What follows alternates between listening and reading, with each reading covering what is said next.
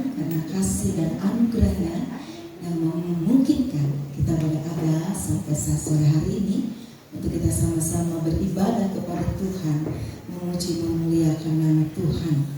Berterima kasih kepada Ibu Gembala, kepada keluarga pastori dan seluruh sidang jemaat Tuhan GPDI Hosana Punten yang sudah memberikan kesempatan dan kepercayaan dalam pelayanan pemberitaan firman Tuhan pada saat sore hari ini. Puji Tuhan. Kita akan sama-sama membuka Alkitab kita di dalam Kisah Para Rasul pasal yang ke-19 ayat yang pertama sampai dengan ayat yang ke-17. Mendasari pemberitaan firman Tuhan pada saat sore hari ini terdapat di dalam Kisah Para Rasul pasal yang ke-19 ayat yang pertama sampai dengan ayat yang ke-7. Saya akan membacakannya untuk Bapak Ibu Saudara. Demikian firman Tuhan. Ketika Apolos masih di Korintus, Paulus sudah menjelajah daerah-daerah pedalaman dan tiba di Efesus. Di situ didapatinya beberapa orang murid. Katanya kepada mereka, "Sudahkah kamu menerima Roh Kudus ketika kamu menjadi percaya?" Akan tetapi mereka menjawab dia, "Belum, bahkan kami belum pernah mendengar bahwa ada Roh Kudus." Lalu kata Paulus kepada mereka, "Kalau begitu dengan baptisan manakah kamu telah dibaptis?" Jawab mereka, "Dengan baptisan Yohanes." Kata Paulus, "Baptisan Yohanes adalah pembaptisan orang yang telah bertobat, dan ia berkata kepada orang banyak bahwa mereka harus percaya kepada Dia yang datang kemudian daripadanya, yaitu Yesus." Ketika mereka mendengar hal itu, mereka memberi diri mereka dibaptis dalam nama Tuhan Yesus. Dan ketika Paulus menumpangkan tangan di atas mereka, turunlah Roh Kudus ke atas mereka, dan mulailah mereka berkata-kata dalam bahasa roh dan bernubuat. Jumlah mereka adalah kira-kira 12 orang. Puji nama Tuhan. Dalam pembacaan ayat-ayat firman Tuhan pada saat sore hari ini, kita mengambil satu pelajaran dari murid-murid Tuhan yang ada di Efesus. Bagaimana murid-murid Tuhan yang ada di Efesus? Mereka mendengar pemberitaan firman Tuhan. Mereka mendengar pemberitaan Injil yang disampaikan oleh seorang hamba Tuhan yang bernama Paulus. Kita melihat sebentar Bapak Ibu Saudara latar belakang dari seorang Paulus yang tadinya bernama Saulus. Pertobatan Saulus yang tadinya dia adalah seorang penganiaya jemaat. Kita buka di dalam Kisah Para Rasul pasal yang ke-9, berbicara tentang pertobatan Saulus. Kisah Para Rasul pasal 9 ayat yang pertama. Sementara itu berkobar-kobar hati Saulus untuk mengancam dan membunuh murid-murid Tuhan. Ia menghadap imam besar. Seorang Saulus dikatakan hatinya berkobar-kobar. Untuk apa? Untuk mengancam, untuk membunuh murid-murid Tuhan. Sehingga ia meminta surat kuasa daripada majelis-majelis. Dia meminta surat kuasa kepada imam besar. Sehingga jika ia menemukan laki-laki atau perempuan yang mengikuti jalan Tuhan, ia menangkap mereka dan membawa mereka ke Yerusalem. Sangat berbeda dengan Paulus yang kita temukan saat dia berada di Efesus.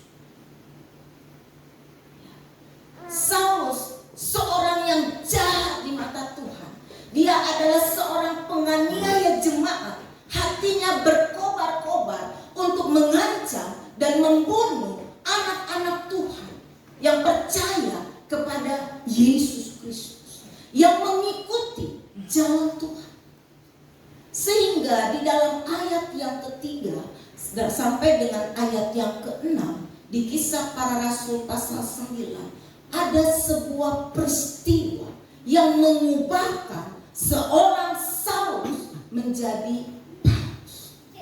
Di ayat yang ketiga, dalam perjalanannya ke Damsyik, ketika ia sudah dekat kota itu, tiba-tiba cahaya memancar dari langit mengelilingi dia. Ia rebah ke tanah dan kedengaranlah olehnya suatu suara yang berkata kepadanya, "Saulus, Saulus, mengapa engkau menganiaya aku?" Jawab Saulus, "Siapakah engkau Tuhan?" Katanya, "Akulah Yesus yang kau aniaya itu. Tetapi bangunlah dan pergilah ke dalam kota. Di sana akan dikatakan kepadamu apa yang harus kau perbuat." Seorang Paulus, dia mendapatkan perjumpaan dengan Yesus. Dalam perjalanannya ke Damsyik, Saulus berniat, Saulus berusaha untuk mengancam, membunuh orang-orang percaya yang mengikuti jalan Tuhan. Tapi dalam perjalanan menuju ke Damsyik, bahkan firman Tuhan katakan sudah dekat kota itu. Tujuan Saulus untuk membunuh umat Tuhan, tujuan Saulus untuk mengancam umat Tuhan, untuk menganiaya umat Tuhan, itu hampir tercapai karena Saulus sudah dekat kota itu. Namun perjumpaan Saulus dengan Tuhan mengubahkan keadaan sedemikian rupa. Tuhan menyuruh kepada Saulus untuk masuk ke dalam kota. Namun apa yang terjadi di sana? Di ayat yang ke-9, keadaan Saulus pada saat itu 3 hari lamanya ia tidak dapat melihat, dan 3 hari lamanya ia tidak makan dan minum. Tuhan mengerjakan sesuatu di dalam kehidupan Saulus pada saat itu. Dia yang pada awalnya menganiaya, mengancam, coba untuk membunuh umat Tuhan. Tapi perjumpaan Saulus dengan Tuhan menjadikan Saulus menjadi dia tidak dapat melihat, menjadikan Saulus ia tidak makan, dia tidak minum selama 3 hari 3 malam. Sehingga dituliskan di dalam ayat yang ke-10, di Damsyik ada seorang murid Tuhan bernama Ananias. Ananias tadinya adalah target daripada rencana Saulus. Dia ada di Damsyik dan firman Tuhan datang kepada Ananias. Firman Tuhan datang kepada Ananias di ayat yang ke-11, "Mari, pergilah ke jalan yang bernama Jalan Lurus dan carilah di rumah Yudas seorang dari Tarsus yang bernama Saulus. Ia sekarang berdoa. Dan dalam suatu penglihatan ia melihat bahwa seorang yang bernama Ananias masuk ke dalam dan menumpangkan tangannya ke atasnya supaya ia dapat melihat lagi." Ananias menjadi target, menjadi sasaran dari rencana Saulus. Namun Tuhan berfirman kepada Ananias, "Pergilah, temuilah Saulus, berdoalah untuknya." Sebagai manusia, kita melihat bagaimana respon Ananias. Sebagai manusia, kita melihat sikap dari Ananias. Di ayat yang ke-13, jawab Ananias, "Tuhan, dari banyak dengar tentang orang itu, betapa banyaknya kejahatan yang dilakukannya terhadap orang-orang kudusmu di Yerusalem. Dan ia datang kemari dengan kuasa penuh dari imam-imam kepala untuk menangkap semua orang yang memanggil namamu. Ananias dia berkata kepada, yang benar aja Tuhan, masa aku disuruh berdoa untuk Saulus? Saulus itu punya surat kuasa Tuhan, surat kuasa penuh dari imam-imam kepala untuk membunuh orang-orang percaya. Masa aku harus ke sana Tuhan? Ya, seperti itu mungkin tanggapan Ananias kepada Saulus. Tanggapan manusia kepada seseorang yang pernah hidup di dalam kejahatan, yang hidup di luar iman. Tanggapan Ananias. Namun mari kita melihat tanggapan Tuhan atas Saulus. Ya. Tanggapan Tuhan atas Saulus itu ada di dalam ayat yang ke-15, Kisah Para Rasul pasal yang ke-9. Dan ayat yang ke-15, tetapi firman Tuhan kepadanya, firman Tuhan kepada Ananias, pergilah, sebab orang ini adalah alat pilihan bagiku untuk memberitakan namaku kepada bangsa-bangsa lain serta raja-raja dan orang-orang Israel. Tanggapan Tuhan terhadap Saulus berbeda dengan tanggapan Ananias. Bukannya Tuhan tidak tahu apa yang dilakukan oleh Saulus.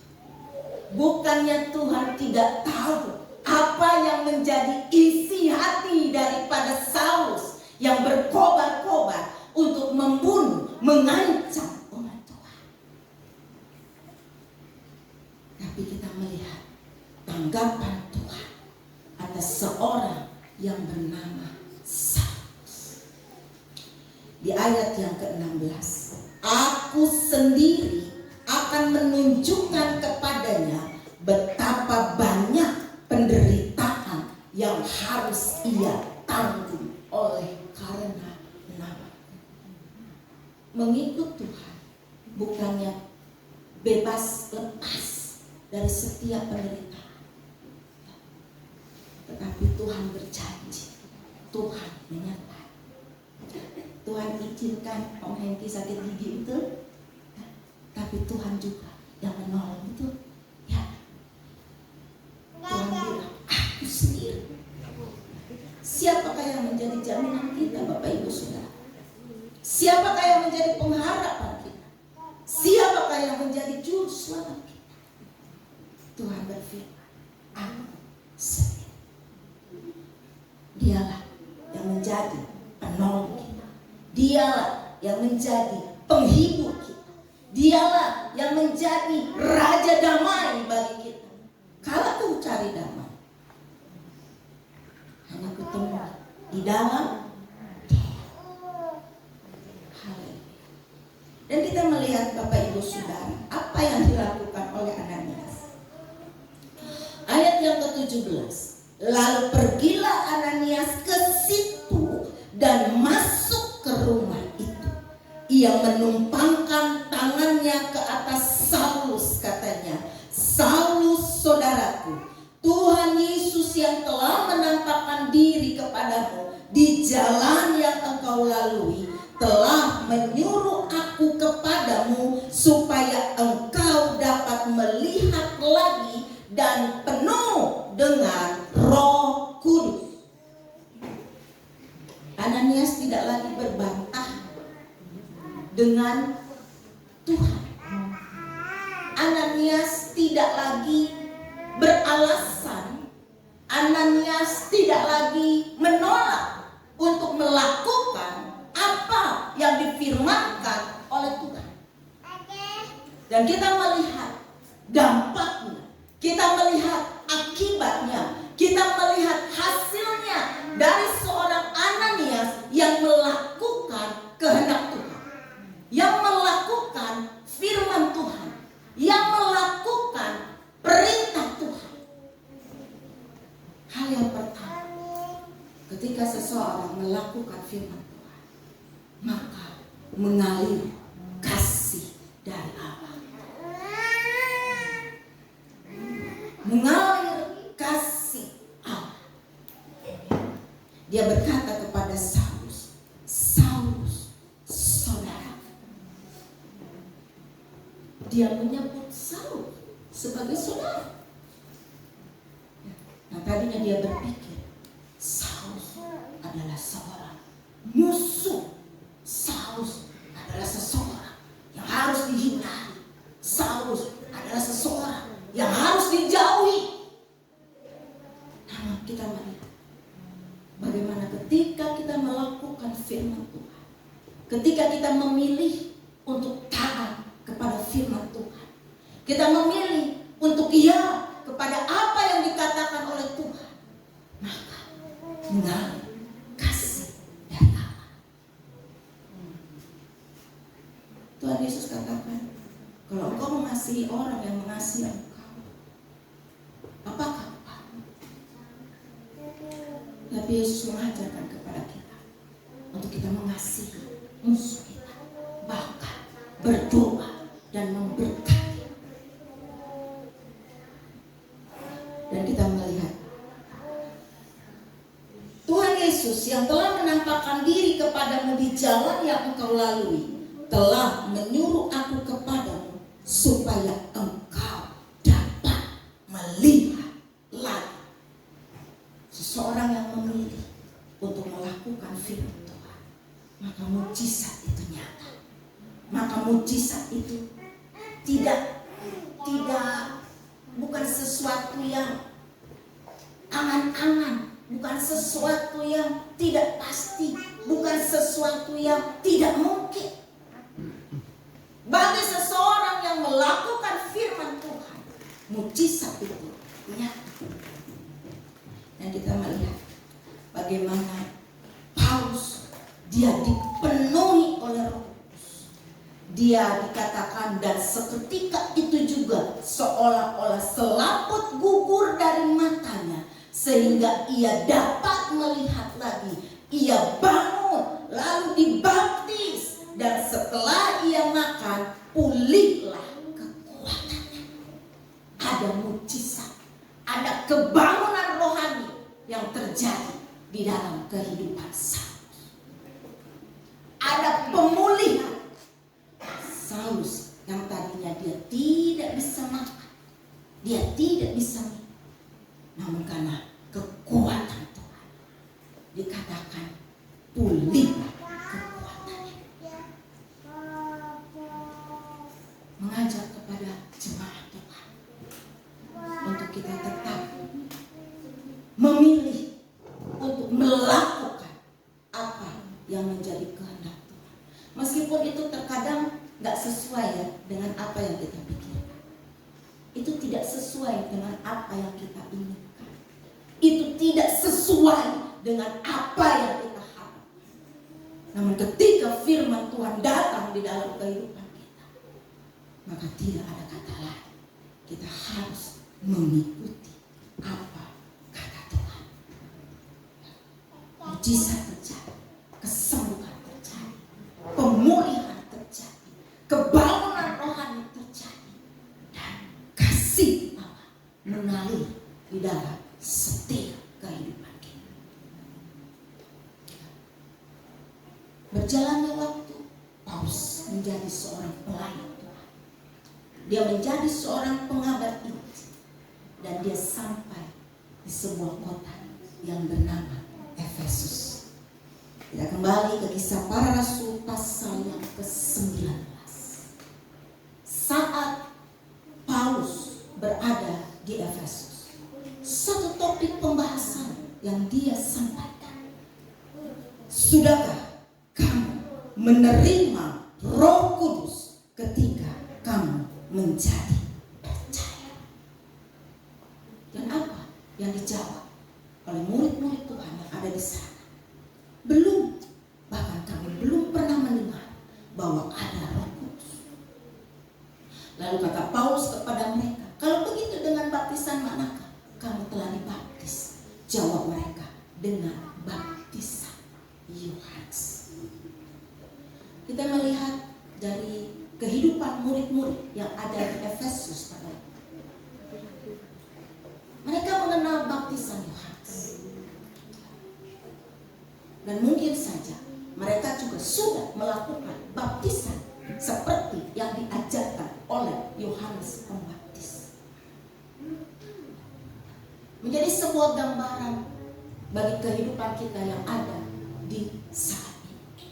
Apakah kita melakukan baptisan air itu hanya sekedar sebagai sebuah aturan manusia, hanya sebatas aturan gereja, hanya sebatas persyaratan semata? Namun Rasul Paulus katakan, peranan Roh Kudus itu akan menghidupkan arti baptisan air yang sesungguhnya. Bukan hanya sekedar kita ditenggelamkan dan kemudian kita muncul kembali. Namun kehidupan kita tidak menunjukkan bahwa kita adalah murid Kristus. Tidak ada yang salah dengan baptisan Yohanes. Kita pun melakukan hal yang sama. Namun kita harus melihat peranan Roh Kudus di dalam kehidupan kita yang membuat kita menghidupi baptisan air sebagai tanda kita adalah pengikut Kristus.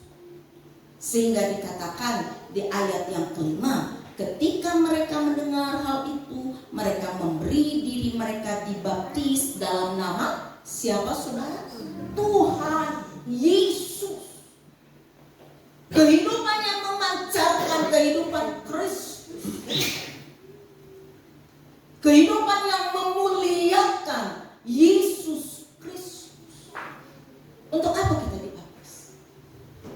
Menyatakan diri kita bahwa kita adalah pengikut Kristus.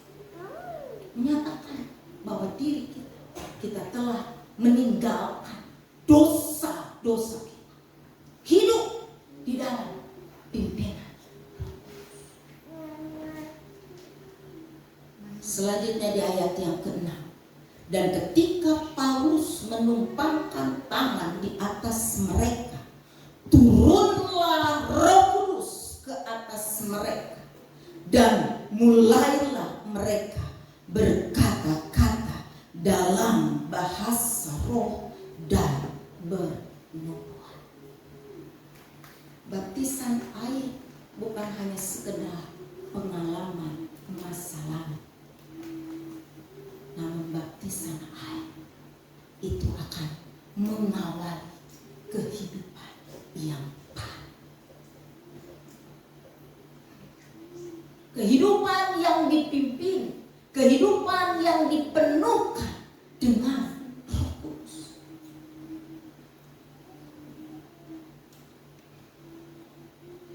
Perjalanan murid-murid tidak jauh berbeda dengan perjalanan kehidupan jemaat kepada kita.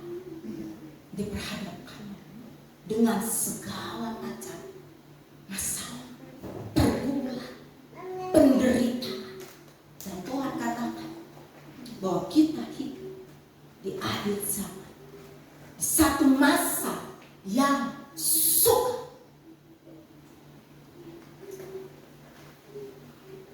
Namun bersyukur, Yesus dia berjanji untuk mengirimkan penolong bagi kita. Haleluya. Yohanes pasal yang ke-14 ayat yang ke-15 sampai dengan ayat yang ke-17. Yohanes pasal yang ke-14 ayat yang ke-15 sampai dengan ayat yang ke-17 ya, di layar sudah terpampang ya. Yohanes pasal yang ke-14 ayat yang ke-17 saya akan mulai membaca ya. Saya mulai ayat yang ke-15. Yesus menjanjikan penghidup. Jikalau kamu mengasihi aku, kamu akan menuruti segala perintah.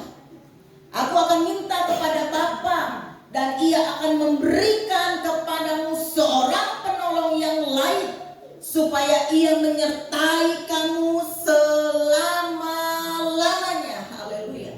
Yaitu Roh kebenaran.